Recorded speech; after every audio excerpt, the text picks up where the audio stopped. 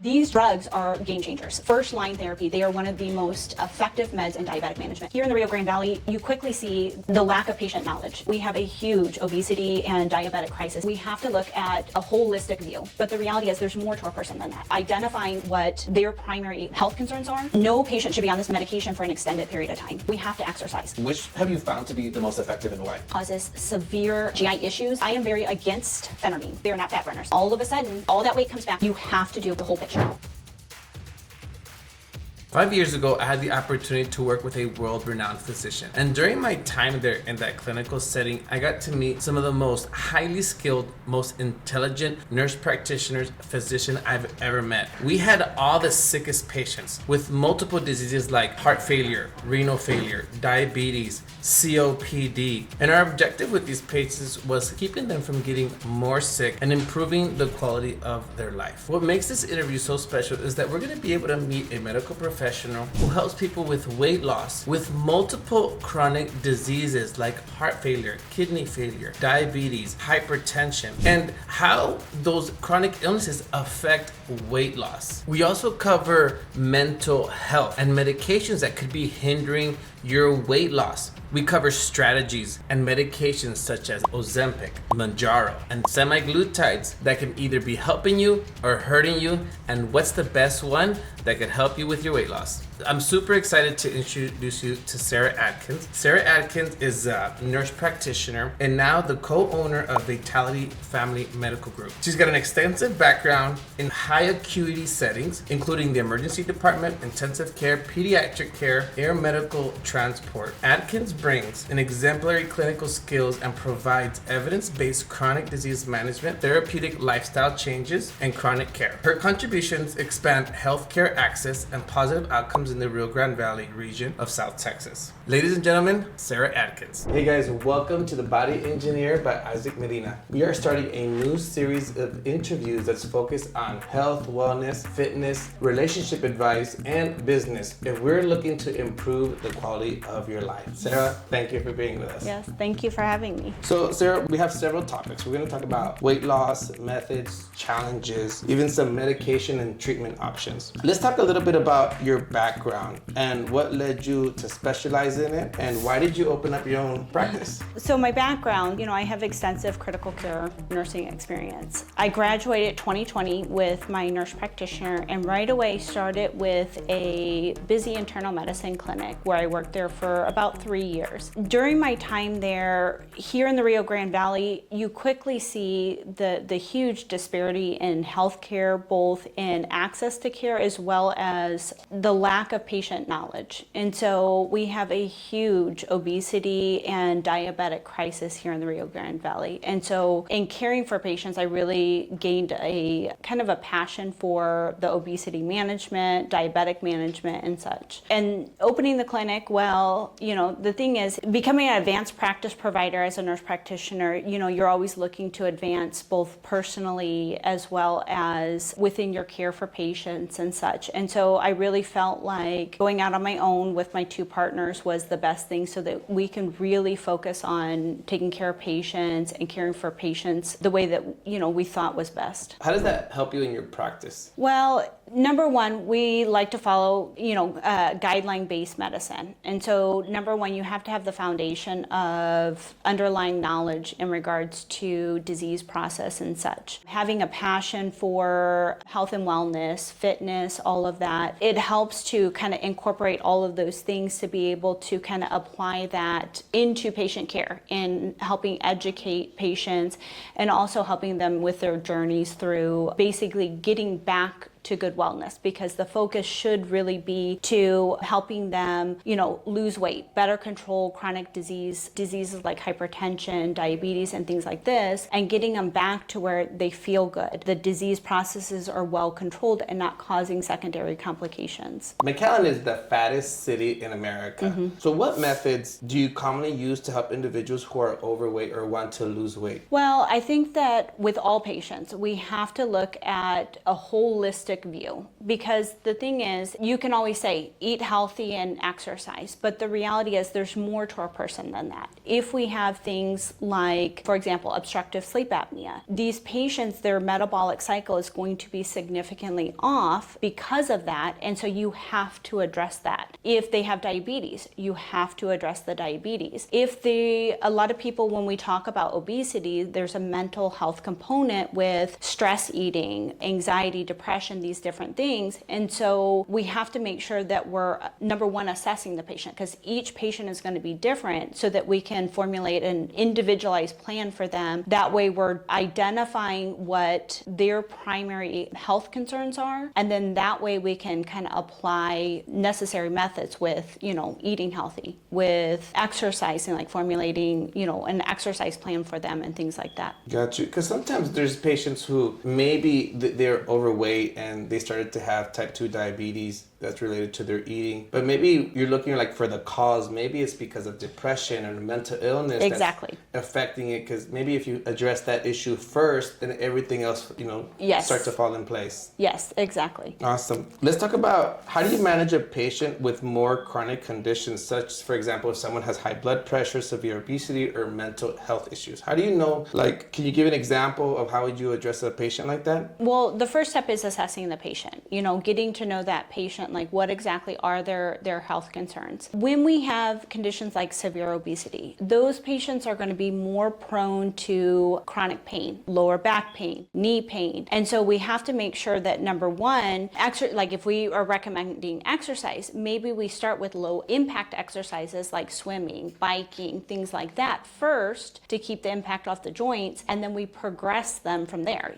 Things like hypertension, we need to make sure that their hypertension is very well controlled. But patients with chronic conditions like diabetes, obesity, high blood pressure, it's more important for those patients to address losing weight, eating healthy, things like that, than just, somebody else. Awesome. Are there specific criteria or qualifications for potential patients that must meet to access your services? No, I always recommend, so at our clinic, we are primary care. So we see all patients, and we are a family practice, meaning we see from newborns to elderly or geriatric patients. I recommend that all patients get annual screenings at a minimum. And so in order to access care, all they have to do is call the office and come in. We accept all insurances. For patients who do not have insurances, we have very reasonable cash-based prices, so even those patients can easily access care. What are the common challenges and mistakes that you see people are making during the weight loss challenge? Common mistakes, number one, people give up. The thing is when we talk about health and wellness, it's not just about weight loss. It's about changing lifestyle to maintain good health long term. And so a lot of times we have this temporary mindset that I'm going to go on a weight loss diet for 3 months to lose 10 pounds. No, we need to educate our patients and educate our population on what exactly is healthy eating. Because if I tell you eat healthy, what does that mean? Most of our patients do not understand what that means. And so we have to teach people what healthy eating looks like, and then change the mindset that it's not a temporary fix, that we need long-term change. The other thing is that, again, you have to look at the holistic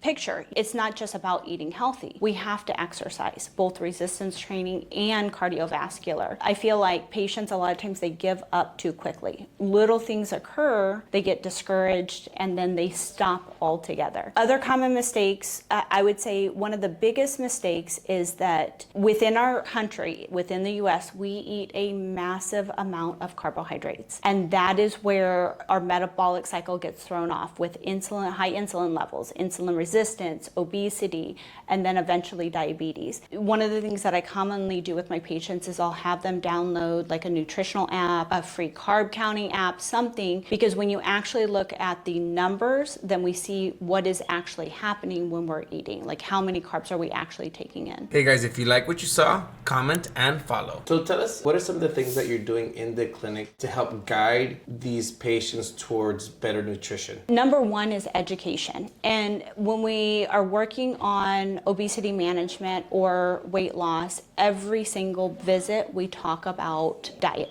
Okay, what are you eating? What are you taking in? And one of the main things, like I said, with most of my patients, I will do a dietary analysis where I'll have them either, whether they decide to write it down, put it in their phone, or use one of these carb counting apps, and we'll actually look at how many carbs per day are you taking in? What are your calorie intake, your protein intake? With women, when we try and lose weight, we just stop eating, which is one of the worst things that you can do. So also with that dietary analysis, you can actually see, okay, what methods is your patient using? And then how do we need to make adjustments to make them successful? So a patient walks in and he wants to lose weight, but he has high blood pressure and diabetes.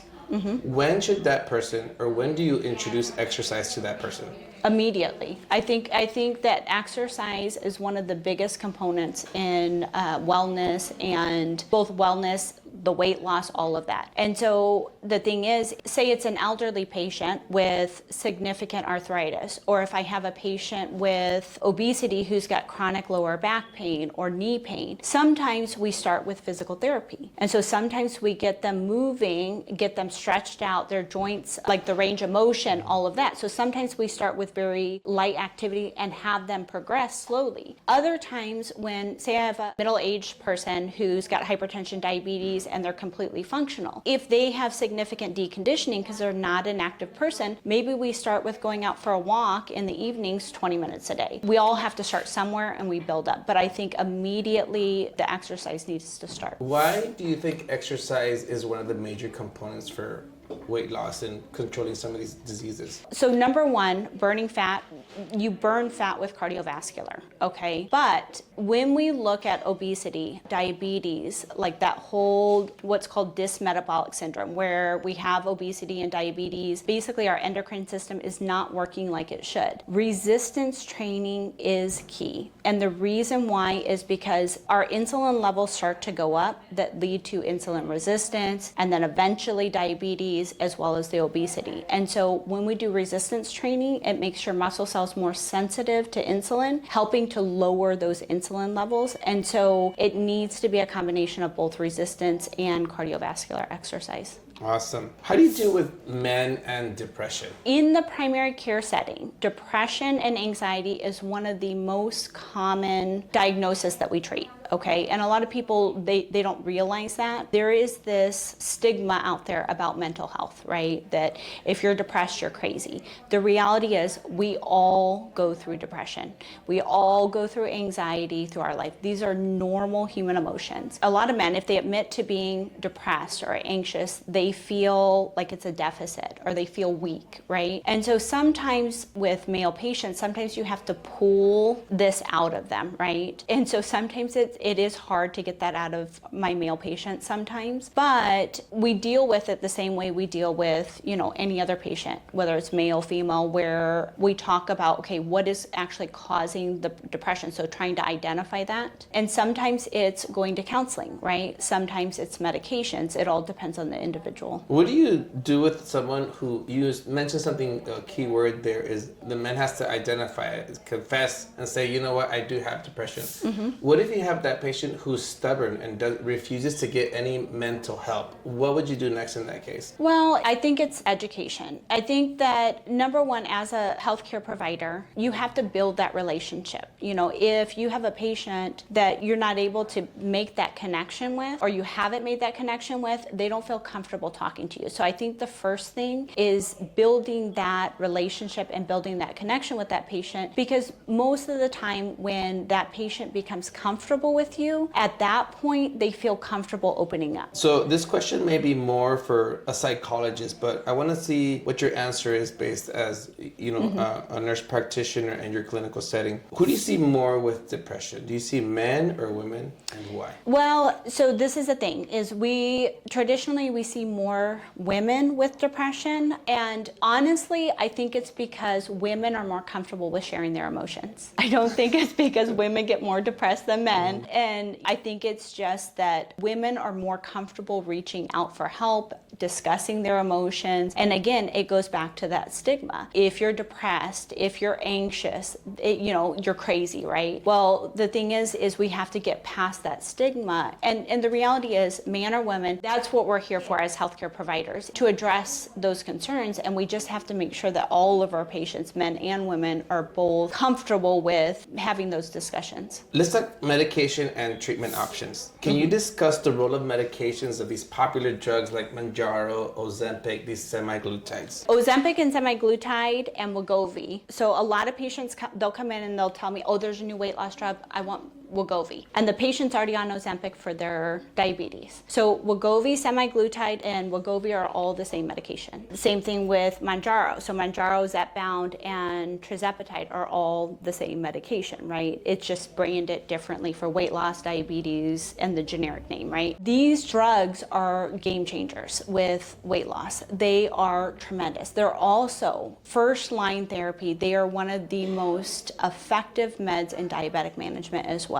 Okay, the medications, they help to break that dysmetabolic syndrome. When you have dysmetabolic syndrome, it's almost like your body is working against you to lose weight. These medications help to break through that, or at least lessen that, so that with a combination of the medication plus healthy diet plus exercise, you're able to lose the weight quicker, as well as hopefully make those lifestyle changes so that you're able to also maintain the weight loss. Could you tell us a little bit about how these drugs work? The medications are what are called GLP, and then GLP is what is in Ozempic. In Mounjaro, it's GLP and GIP. So we naturally produce these peptides or hormones in our body. Okay, and they help with giving you the signals of when you're full, when to eat, when not to eat. So that's like the appetite suppression. They help with the whole cycle with the liver production of glucose, as well as your pancreas producing the insulin. And so when you have dysmetabolic syndrome, there's like a negative feedback cycle between the insulin and the glucose. These medications help to calm that down. And then they also, on top of that, help your fat cells to release fat. So we're burning fat for energy versus seeking or craving carbohydrates for energy. Awesome. Now, of these medications, which have you found to be the most effective and why? Both of them are very effective. Mounjaro,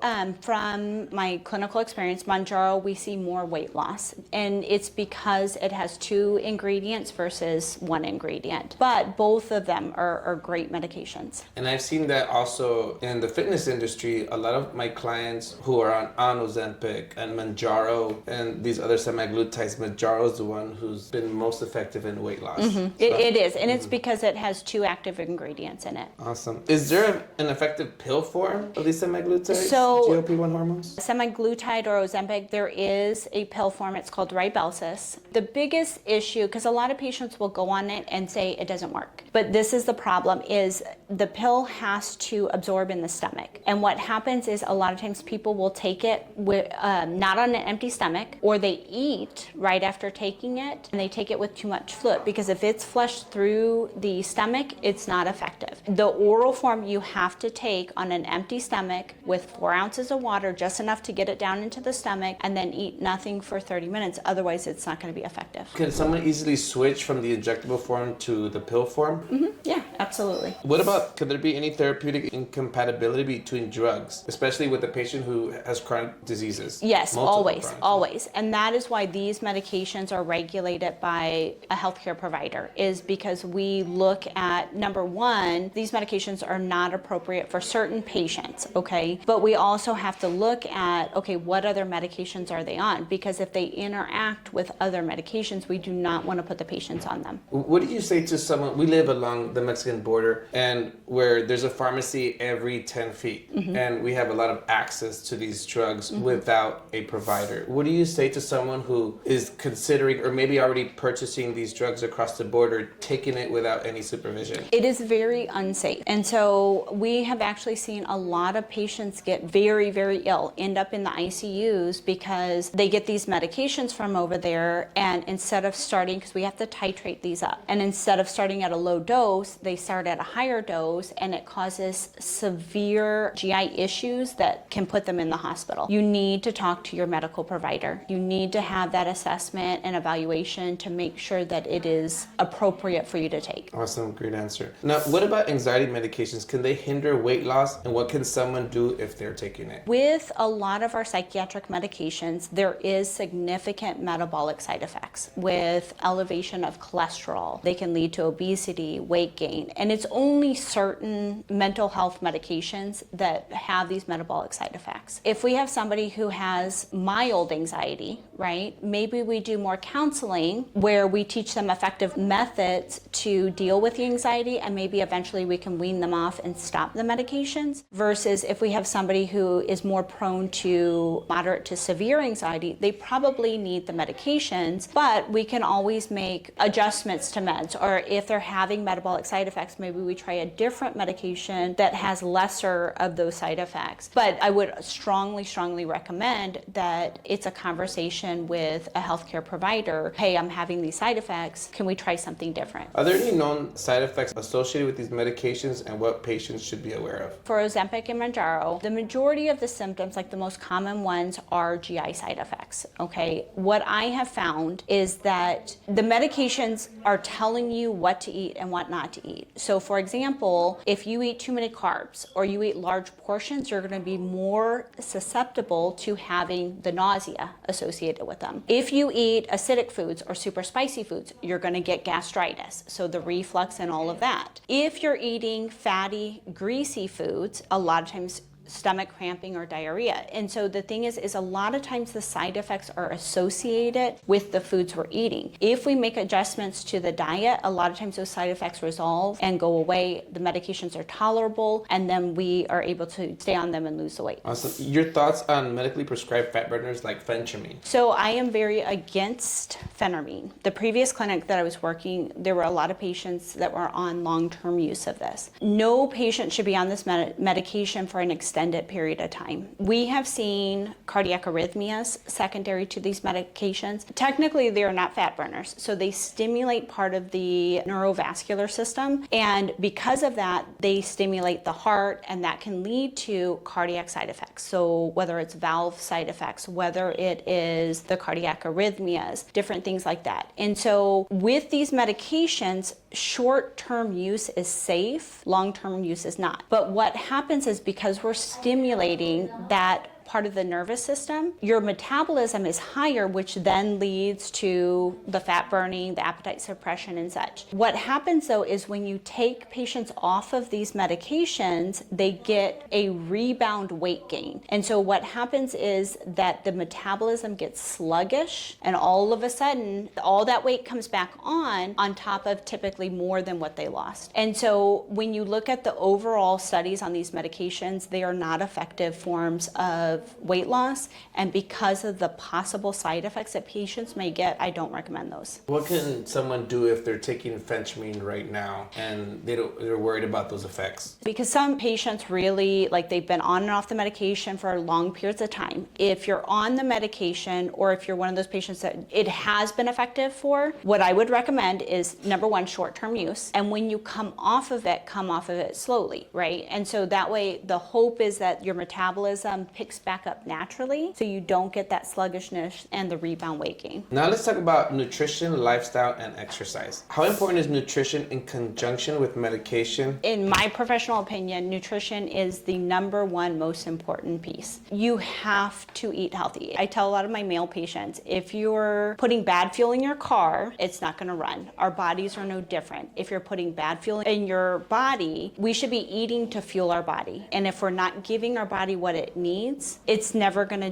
do what we want it to. You can exercise as much as you want. If you're not eating healthy, you're never going to get to goal. You have to make sure that you're eating healthy. Why is starvation such a bad way to lose weight? This is the thing. You have to fuel your body. Your body has a sleep-wake cycle that affects your cortisol levels, okay? Which then in turn affects the insulin levels. Just like your car. You don't put fuel in your car, it's not going to run. Your body is no different. So a lot of times, especially with my female patients, they come in and they tell me they're going through weight loss and they feel terrible. They feel tired, fatigued, muscle and joint aches. And when we talk about the diet, they're eating one meal a day. Well, what do you expect? You have to make sure that you're fueling your body regularly. I recommend a minimum of 3 meals a day. Even if you're doing, one of the new trends is intermittent fasting, which when we talk about the insulin levels, intermittent fasting is one of the best ways to drive down those insulin levels. But you still have to make sure that during your window where you're able to eat, you still have to get 3 meals a day. And they don't have to be huge meals, but small, healthy portion sizes. Can patients who are on some of these semaglutides, can they still eat anything they want, or a balanced diet is still necessary? No. With these medications, again, both for diabetics, whether they're on it for diabetes or for weight management, you need to change the lifestyle, because what happens is, what I have seen with use with these medications, because I've had many patients on them for years, right, where the medication, when they start it, they lose a whole lot of weight, and then all of a sudden that plateaus. We increase, it plateaus. If you're not doing the right things with changing the diet, eventually the weight starts to come back on. You have to do both the medication, diet, exercise, like the whole picture. Hey guys, thanks for watching. I included a short clip of my online transformation program.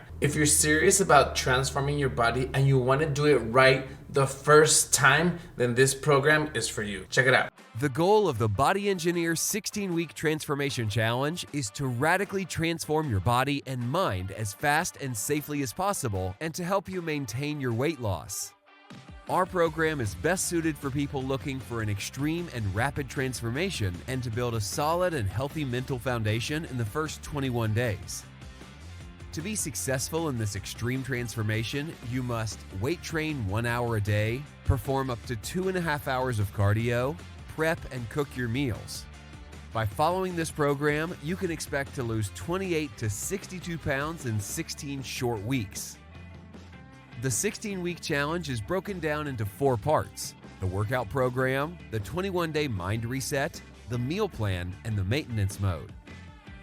The workout program consists of 4 different exercise programs which change every month, daily motivation, and how-to exercise videos. This program also includes accountability to track your progress. The 21-day mind reset will radically improve your mental health and bring back the confidence you lost regardless of the circumstances you are facing. If you're going through a divorce or have gone through a divorce, this is everything you need to know to be truly mentally unbreakable. This program alone is life-changing. The meal plan is a custom, structured plan designed to help you lose weight every single week. We'll tell you exactly what to eat and portions for breakfast, lunch, dinner, and snacks. And finally, the maintenance mode. We lost the weight. Now this program walks you through to keep it off without doing too much work. During the 16-week challenge, you must check in every month, submit pictures, perform a body composition scan, and restock all your supplements. Doing so will help you lose 28 to 62 pounds, so you'll be stage ready. You can take off your shirt and prepare for a photo shoot if you wish. Upon completion, you'll receive a certificate of completion and a final evaluation and questionnaire. As a bonus, you'll get a comprehensive supplement list for maximum results and a post-16-week challenge progressive weekly meal plan. Click below to set up a free consultation today. How would you describe the role of exercise in a comprehensive obesity treatment plan? I think that it's also very important. The sedentary life is one of the biggest factors in regards to the obesity crisis. And so I think we need to get up and move, because that's how we burn the fat that we have there, right? You have to get up and move. You have to get up and be active. It is very important. Do you have a recommendation of someone who never exercised, has lived a sedentary lifestyle? How much exercise, how much walking would you recommend they start doing a week? The national guidelines are 150 minutes a week, whether you do 30 minutes a day, 5 days a week, or you do 50 minutes, 3 days. That's what the guideline recommendations are. I recommend that you do some kind of physical activity every single day, okay? Whether that's 30 minutes, an hour, whatever works for you. With my patients though, when I start them on an exercise routine, we're all busy. Work, kids, family, whatever the case may be, right? If you set unrealistic goals, if you say every single day I'm gonna work out for an hour, and you normally normally sit on the couch, you come home from work and you sit on the couch all night, you're probably not going to be successful. And the littlest thing that discourages somebody, they give up. Like, my knee hurts. Yes, I can't do it. Yeah. You have to set realistic goals for you. And so normally what I recommend is they set a goal, and maybe that's that they go out in the evenings for 20 minutes and walk 3 days a week. When they consistently meet that goal, we go up and then we go up, right? And so if they start with a realistic goal, they're more likely to meet that goal and they're more likely to stick with it. I also strongly recommend that they find something they love. If I tell you to go run and you hate running, it's not going to last very long. Versus if you love doing aerobics or Zumba class, if that's what makes you happy, then you're more likely to be successful and stick with it. I love that. In your experience, what barriers do patients face when it comes to exercising, and how do you help them overcome these challenges? I know you mentioned psychiatric help or start with physical therapy. Every patient has different barriers. Most patients, it's time. I have kids, I have to work, I don't have the time. But you've got to do an analysis with the patients or with yourself as an individual, because there's 24 hours in a day. You can dedicate 30 minutes to making that work, right? Other barriers, knee pain, lower back pain, joint pain, so injuries, right? Doing low impact exercises, swimming, biking, finding alternatives, even yoga or Pilates. That is great physical activity, and it helps with the lower back, the joints, things like that. And so I think with patients, we have to identify what those barriers are. Sometimes it's finances. The economy is tight for everybody right now. For example, going on YouTube, there's tons of home exercise videos, whether it's band workouts, yoga, whatever the case is. And so a lot of people don't know that those things are out there. So even finding some way to do a home exercise program, maybe patients who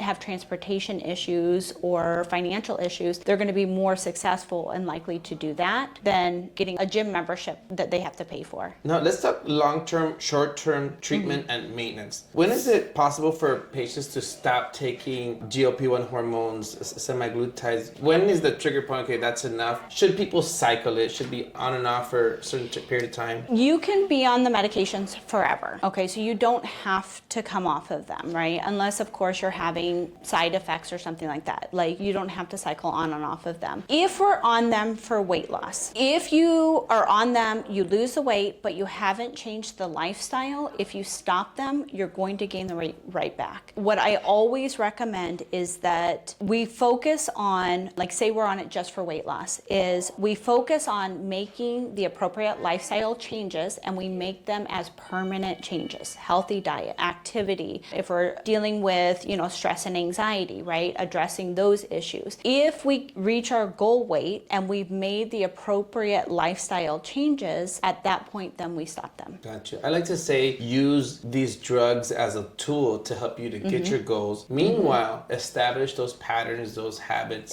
that lifestyle, so you don't have to be dependent on it. Yes. And then they can come off once they achieve their goal, and hopefully they can maintain their weight afterwards. Yes. What strategies do you implement to prevent patients from rebounding or gaining the weight they've lost? It's holding yourself accountable. You've got to, because the reality is a lot of patients will come in here and they tell me, my diet's perfect, I'm exercising. We do their labs, and those numbers tell a completely different picture. The only person that's going to hold you accountable is you. The reality is, it's not my life. For the patients that we serve, it's your life. You have to make the right decisions for you. And so choosing, you have to educate them that this is not a temporary thing. You have to choose to make these changes from now until forever. Let's talk about cost, duration of treatment. Could you provide an overview of how much treatment typically costs someone if they want to? So at our clinic, number one, we always try and send it through the insurance. If you have insurance and they will pay for it, whether it's for obesity or diabetes, we can actually, it's more reasonable for a patient because these meds are expensive. And so if you're having to pay out of pocket, a lot of times patients aren't able to do that long term. And so we always try and get get your insurance to pay for it first. If the insurance won't pay for it, like if it's not covered under the insurance plan, we offer the semaglutide for $250 a month or the Mounjaro for $350 a month. And I really stress with our cash-based patients, if you're going to pay this much money, we need to make sure that we're maximizing the lifestyle changes, because then you're optimizing what you're paying for. We also do the body analysis just so that we can look at, okay, what is your body fat percentage, your weight, that kind of thing. So every month when they come in, we can look at, okay, how much change have we had? What advice would you give to medical professionals who are dealing with patients that are struggling with weight loss and they don't have like a nutritionist on board or a fitness educator? Most insurances will pay for 3 nutritional visits per year. And so if I feel like my patients are really struggling, I'll send them to the nutritionist. The other thing is, in the primary care setting, our visits are very limited time duration, where if you send them to that nutritionist, they have more time to sit down, to do the dietary analysis, to do education. But the insurance paying for that is a really good resource to our patients. For the fitness stuff, like I said, if we have more delicate patients, like our geriatric population, like I had mentioned, we can always send them to physical therapy. Like say they're having joint issues with their shoulders, they're having mobility issues with their legs, things like that. You can justify sending them to physical therapy. We get them started there and then continue home exercise from there. What if you have a patient, or say there's someone out there watching this video and they say, oh, I feel good, I don't need to see a doctor or a provider. What kind of advice would you give them? I always recommend at least annual screening labs for everybody over the age of about 16. Even in our pediatric population, we have huge obesity rates. Actually, the biggest in the country for childhood obesity. Doing those annual screening labs, we look for diabetes, we look for cholesterol levels, the thyroid,